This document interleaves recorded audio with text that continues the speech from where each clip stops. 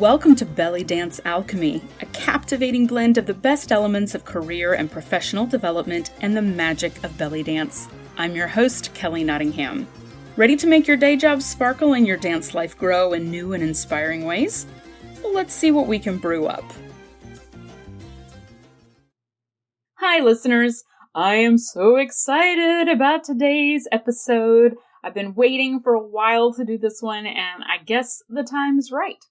So I've got good news and bad news for you today. The good news is we're going to be talking about communication styles and how to identify your communication style today.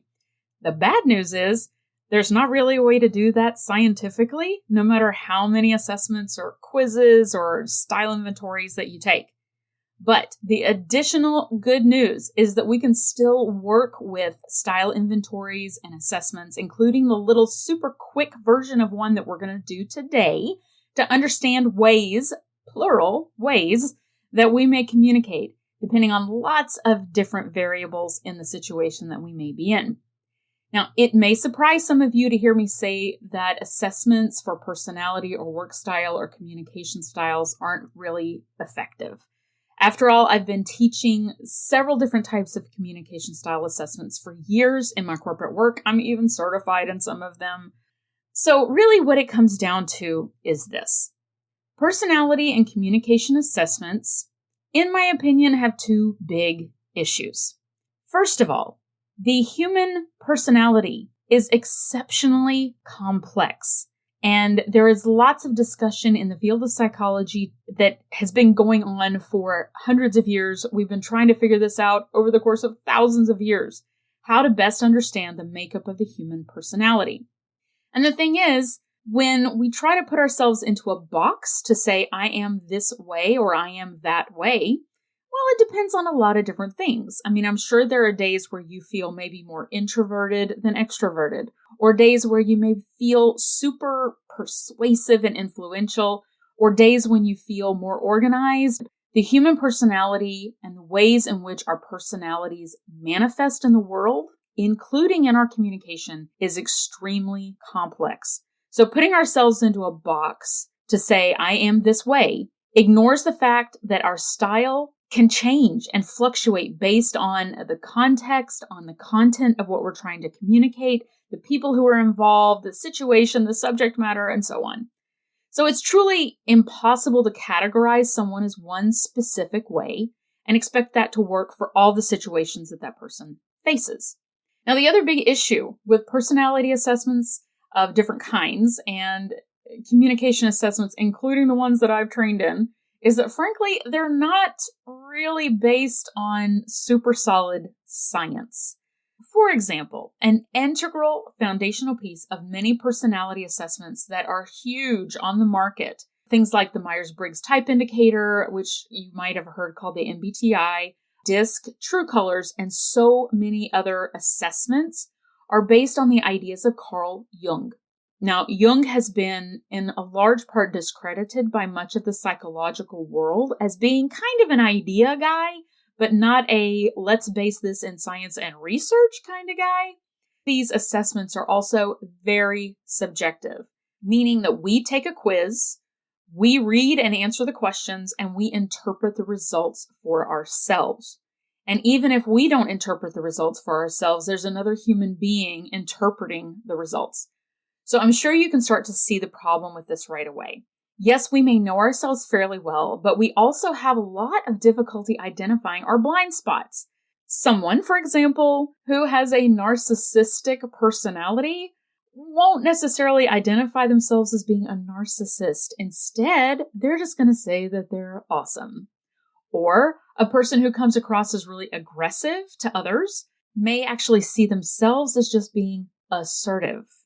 And because we tend to view certain personalities as desirable, we can actually skew our results during the assessment process in order to try to get that desired style versus what our style might actually be.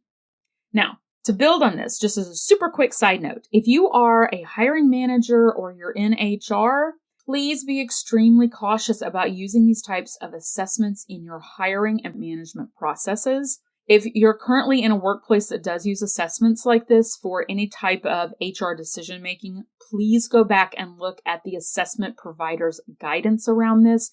Most of them will actually very clearly state that they are not to be used for hiring and performance management, and they can actually put you and your company in some serious legal hot water.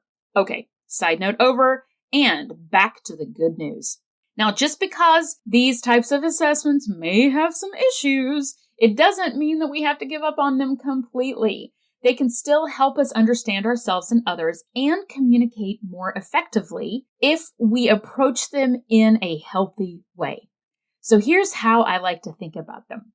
They hold up a mirror to us so that we can figure out how to do better. I like to think of them as archetypes that we can use to say, is this style how I usually communicate? And is this style an effective approach? Is there another style that might be more useful to try in this situation?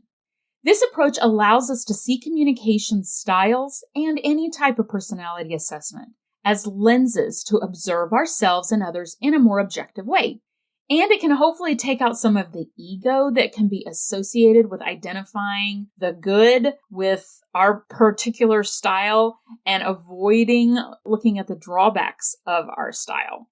It also gives us an opportunity to start problem solving around better ways to communicate instead of just expecting someone to adjust to us and our way of doing things. So, with all of that now being said, and I've put it out there on the table, by the time we finish this episode, you should know a whole lot more about your preferred style or styles of communication, and hopefully a little bit about the preferred styles of the people around you as well. You'll also learn some ways to flex your preferred style to more effectively communicate with others. But first, we have to discuss what effective communication actually means. So what is communication? It's the sharing and exchange of information. Now, sharing and exchanging are two different things. Sharing is the process of giving out information. Exchanging means that the recipient actually understands. So it's not just telling someone and saying, well, I did my part. It's not my fault if he doesn't get it. For communication to happen effectively, it must be an exchange, meaning that information is both given and received, shared and understood. I'm sure we've all been on that frustrating side of a conversation where we think we understand something that maybe our boss has told us to do, but then we find out later the boss didn't actually communicate their expectations very well, and we end up working on something that we then have to completely scrap and start over. It is frustrating. So that is what communication actually is. Now, we tend to think of communication as being verbal communication. However, communication is also largely non-verbal. Gestures, facial expressions, body posture, and tone of voice. In fact, again, exact percentages are difficult to nail down with research, but it is generally agreed that the majority of our communication comes from non-verbal communication. I've seen statistics on this range from 60% of our communication being nonverbal all the way up to 90%, depending on whose report you read. Now, the key thing to note here is that, yes, our communication tends to be heavily nonverbal. So as we go through our exercise in just a few minutes, I want you to think about how your verbal and nonverbal communication can show in your preferred style or styles. So let's get into our assessment. So our style kind of assessment that we're going to be doing today is a super simplified DISC assessment.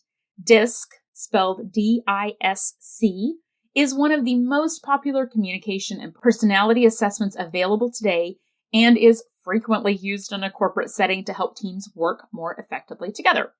I myself have done countless DISC workshops to help teams work effectively together, communicate better, and build stronger communication within their team. It's also great for people who are leaders who want to communicate more effectively as a leader. So we're going to start off with me asking you some questions. Now, while you're doing this, please avoid the temptation to say, well, I'm sometimes this way, but sometimes I'm a different way. Instead, I want you to think of how you normally behave on a day where nothing bizarre has happened in an interaction that you have regularly. Ideally, maybe as we're going through this, you can think of a couple of interactions with different people.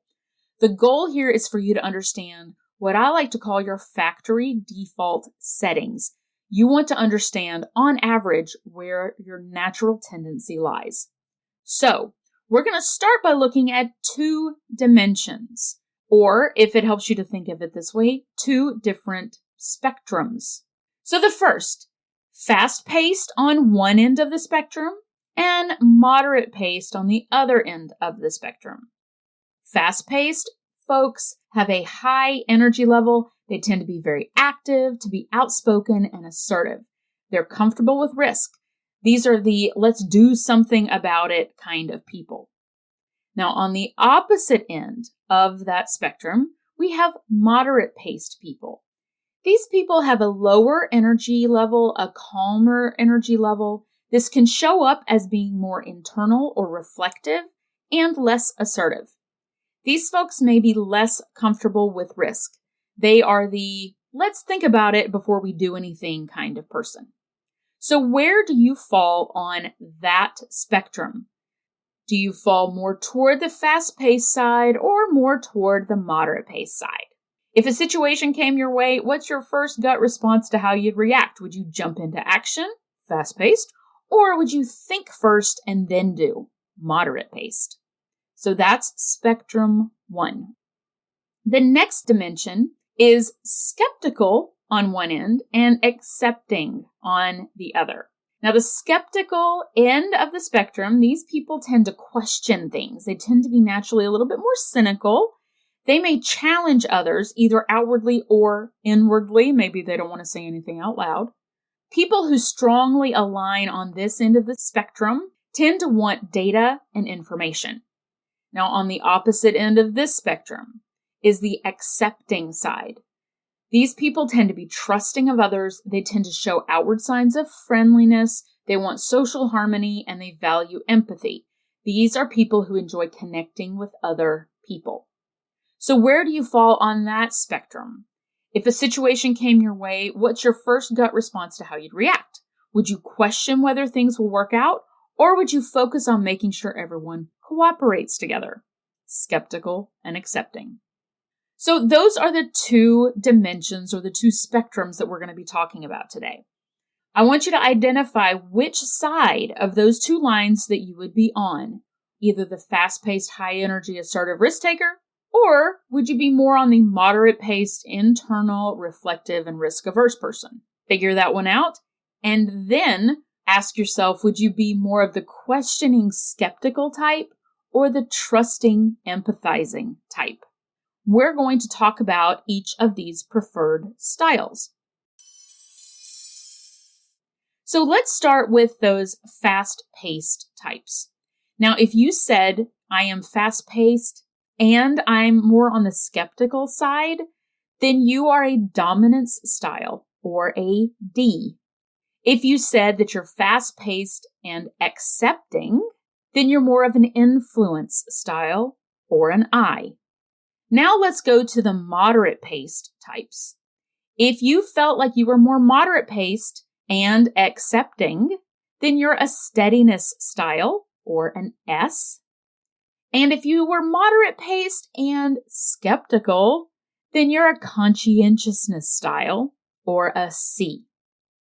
So now I'm going to go into a little bit more information about each one of these styles and how they tend to communicate. Let's start with our fast-paced skeptical type. That is the dominance style. Now, you might be able to guess from the name, but this style tends to be a bit, dominant. They tend to be very direct. They like taking authority. They like telling people what to do. They love being in charge. This style tends to be goal-oriented and very competitive. So if you find that you are a dominance style, You like to take charge, and if nobody else is going to lead, you are very willing to jump into that role. One thing to think about as you're communicating with others is that your style can sometimes come across as being a little bit aggressive, sometimes even to the point of being rude or bullying. So just something to keep in mind there. The dominant style tends to want fast results from whatever it is that they're working on. So there tends to be propensity, let's say, to not let other people take time to think. There's a lot of pressure to make decisions quickly. And so dominant style people, if you are out there, you may want to just be aware that other people might need a little bit of space to think, and they might need a little bit of patience from you if they want to process before they share their ideas.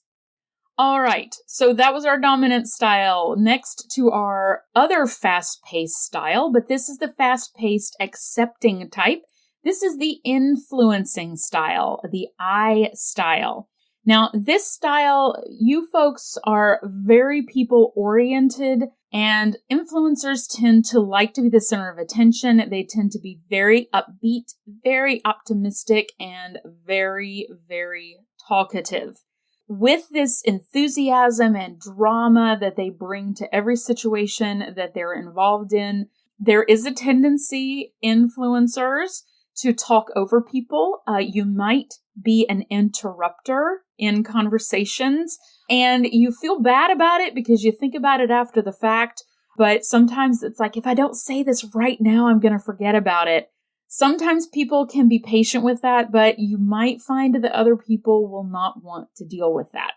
This style also tends to be very comfortable with risk and dramatic, wears their emotions on their sleeve, and will talk sometimes about things that make other people feel uncomfortable.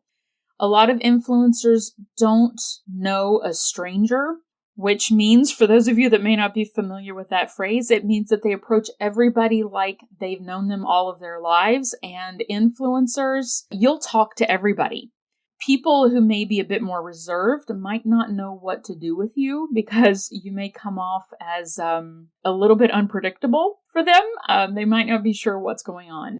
The last thing I'll mention about influencers, and this is just from my own perspective because you might not have noticed this, but I'm an influencer big time. We get distracted really, really easily.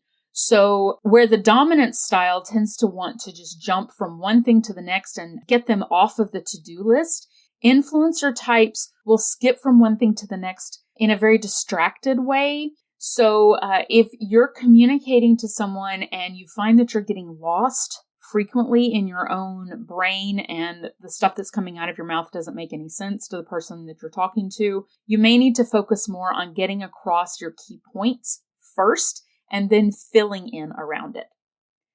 All right, so that was our influence style. Now let's go to our two moderate paced types. If you were a moderate paced accepting type, that steadiness style, you tend to be patient, very loyal, persistent. You aren't very comfortable with risk, and you tend to be non-confrontational. You don't like pressure very much, but you do enjoy being around other people.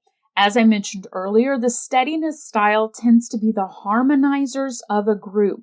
They want for everybody to have say. They want for everybody to feel involved, for everyone to feel that they've been treated fairly and that everybody's voice has been heard.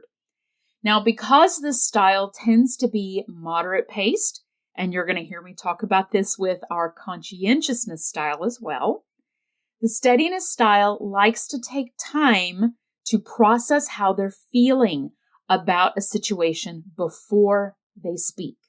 For those of you who find that you are a steadiness style, sometimes I would wager people will share an idea with you or ask you a question, and if you aren't sure how to answer, you maybe just give a sort of non-committal answer and think to yourself, I'll come back later when I feel a little bit better about what I want to talk about. But you end up never doing that because that other person has already moved on.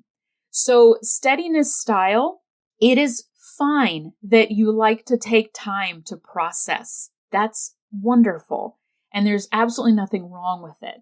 It just means that sometimes you might have to advocate for yourself a little bit, especially if you're talking to one of those dominance or influence style people, because they have probably moved on to the next thing while you're still kind of working through your feelings about whatever it was that the conversation was about. Now, steadiness style also has a tendency to take on other people's work because they want to help. And steadiness, that's something for you to be aware of, is to not take on the work of other people. No, as a word, is going to be a challenge for you because you don't want to cause conflict, but no is your friend. So find ways to say no in a way that makes you feel comfortable, but that sets boundaries for you. All right, our fourth style, last but definitely not least, is our moderate-paced and skeptical type. This is the conscientiousness style. Now, the conscientiousness style wants information, and then they want to take time to think about it. This style in particular will think but not speak until after they've gotten all the information that they feel like they need to be able to come up with a great, correct answer. This style, because they tend to be less focused on people and on empathy as much, can sometimes come off as aloof.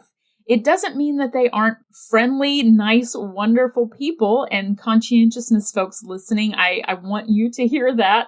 I want other people to hear that you are wonderful, kind, fantastic people. It's just that you live in your head more than a lot of the other styles do. And that can cause you to sometimes come off as being a little bit aloof. This style also has a tendency to be both perfectionistic and have difficulty making decisions because of perfectionism. So when you're communicating conscientiousness style, it is perfectly acceptable to tell others that you need time to think, you need time to gather information, and you will get back to them with an answer without feeling pressure to try to give an answer right away without the information that you need. Set yourself some boundaries for what good enough is, though, because there's always going to be more information for you to gather. For both of these two moderate-paced styles, the steadiness style and the conscientiousness style, you will need to take extra steps sometimes to build boundaries, especially if you are communicating with a dominance or influencing style person, because your boundaries are going to feel and look different from a dominance or influencing style person. And it's not that these other styles don't want to be respectful of your boundaries. It's just that sometimes dominance and influence styles may not pick up on what your boundaries are. Both of those fast-paced types tend to be very direct. And so if you don't tell them, I need time to think about this before I respond, they're not necessarily going to realize that that's what's happening. All right, so that was a little bit about how each one of these styles tends to communicate. This is just barely scratching the surface of this. There's so much more information, but hopefully this has given you a little bit of a perspective on maybe how you prefer to communicate. So here are some overall thoughts to share now that we've talked about the styles. First off, we tend to think of our own style as being the best. Every style thinks that their style is the best. This can cause us to show a preference for people who are like us. And this is one of those cognitive biases that goes back to when human beings were first starting to live in communities together. We show a preference for people who are like us, who communicate like us, who look at the world the same way we do. However, and this might actually be one of the facts of this here podcast, any strength that we overuse can become a weakness. We don't tend to see the underbelly of our own preferred communication style, and this can cause us to have some really big blind spots, especially if we lock ourselves in and say, I am this style. The great news is that we have both ends of these spectrums in us. A lot depends here on the situation in which we're communicating and the other people that we're communicating with. So, this is the next big thing I wanted to talk about here. We naturally can flex and move between these 4 styles and everything in between. What we just talked about were your preferences on a spectrum of gray, not a black or white answer. This isn't about putting you in a box. This is just about saying this is maybe the default way that you tend to communicate much of the time. Now, what that means is that we do have characteristics of all 4 of these styles in us. And it means that we can pull from these characteristics so that we can be more effective in whatever situation that we're in. Some people are naturally able to flex their style more than others, but we are all able to flex our styles. So think about a time when you tried to communicate with someone who was maybe a very different style from you. When you tried your own style and that didn't work, did you just try your own style even harder? And then that didn't work either? And you weren't sure what to do? When you meet someone halfway with their style, communication gets much easier. So for example, if you are a conscientiousness style and you are getting ready to have a meeting with someone who is an influencing style, this means that they are an opposite of you. You may be aware that this influencing person is probably going to get off task pretty quickly and they're going to talk a lot and the meeting is going to get off track if you don't have a very clear agenda of what you need to cover and to help bring that person back onto line with what you need to focus on. Likewise, that influencing person going into a meeting with a conscientiousness style person will know that that conscientiousness person will probably want a lot of data. And so having an enthusiastic presentation to talk about this great project that you're excited about isn't necessarily going to get that conscientiousness person on board. You're going to have to bring some data with you to convince them and then know that they're going to need some time to process. The same thing works with our other opposites. So our dominance style and our steadiness style are opposites of each other. Our dominance style, if you are working with a steadiness person, you will need to be aware that perceived conflict or feeling that they might be letting you down in some way is going to cause that steadiness person to strive for harmony. And what that means is that they're probably going to back down if you pressure them. They're also going to want to know the impact on the people around them. They're going to want to take some time to process. Steadiness folks, if you are going in to work with a dominance person, you may need to put on some directness boots before you walk into that room and know that you're going to need to tell them what you need and advocate for yourself. Understand that a dominance style person does not understand conflict in the same way that you do. They see conflict as natural and normal and not to be avoided. So you can go in knowing that you're able to share an opinion and they're actually looking to you to share an opinion. That's not conflict. That's just sharing your opinion. Now, you may say, well, how can I know someone else's style if I haven't seen their assessment results or they haven't listened to this podcast? Well, first of all, share the podcast with them. Secondly, you can recognize someone else's style or get an idea for it simply by observing them. Do they tend to be direct and authoritative? They're a dominant style. Are they chatty and personable? They're probably an influencing style. Are they quiet and observing? They're probably a conscientiousness. And if they're friendly and calm, then they're probably a steadiness. Now for dance. All of the above is true for verbal communication within a dance context. Whether you're in class, whether you're teaching a class, whether you're working within a troupe setting, whatever the case may be. However, I want to add on a whole other layer onto this, dancers, because dance in itself is a form of non-verbal communication. After all, that's what we're trying to do, right? We're trying to express emotion and ideas to our audience through our bodies. That is completely nonverbal communication. And we can express our preferred style here too, maybe without even realizing that we're doing it.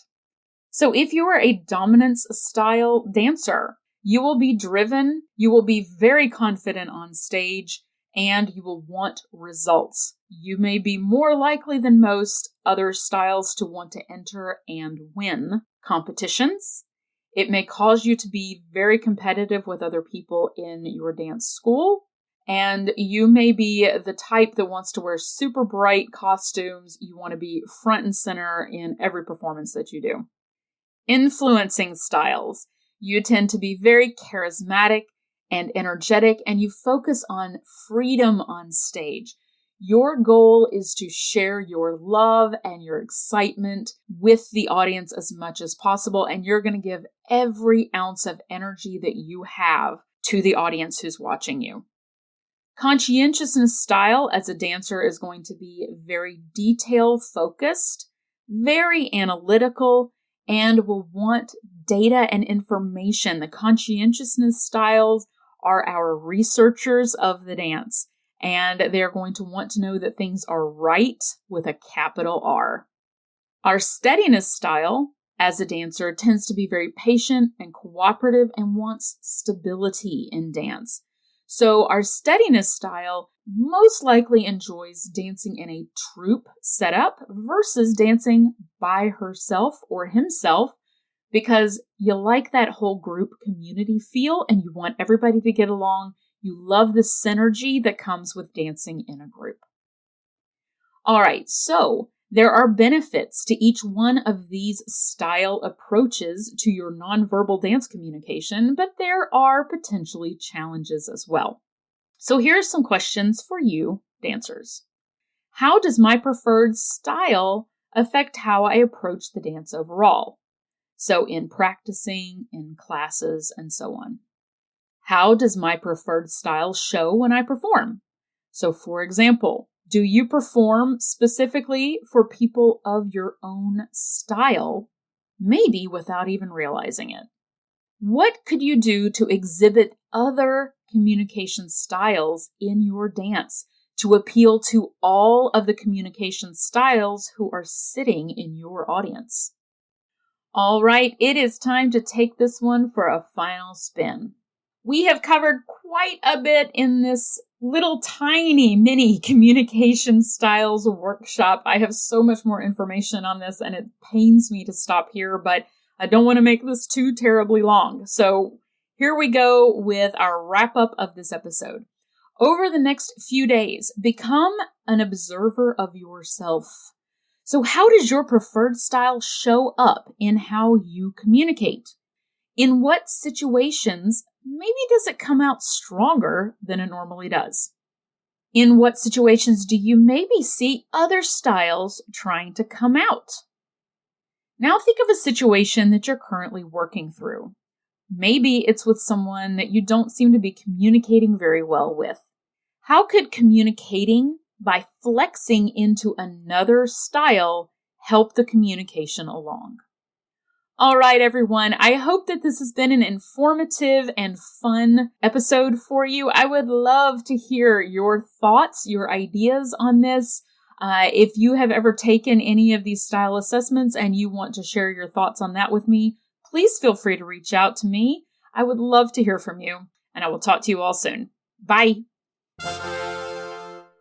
If the pandemic lockdown has made you aware of some major changes you want to make in your career or dance life, I can help.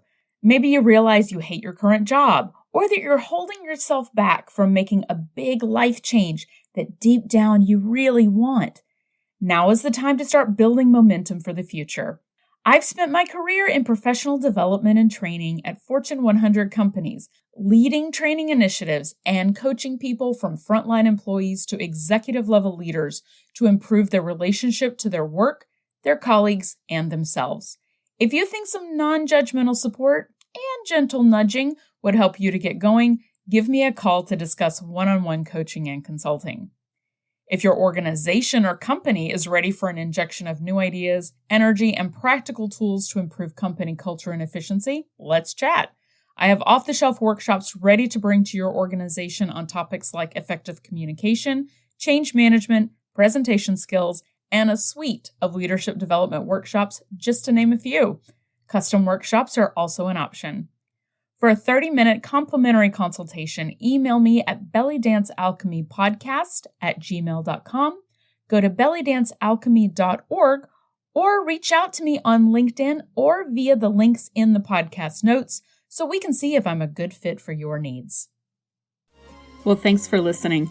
If you like what you hear, please subscribe to this podcast and share the magic with your dance friends. If you want more, you can sign up for our mailing list at bellydancealchemy.org, or you can email me your suggestions and feedback. I would love to hear from you at bellydancealchemypodcast@gmail.com.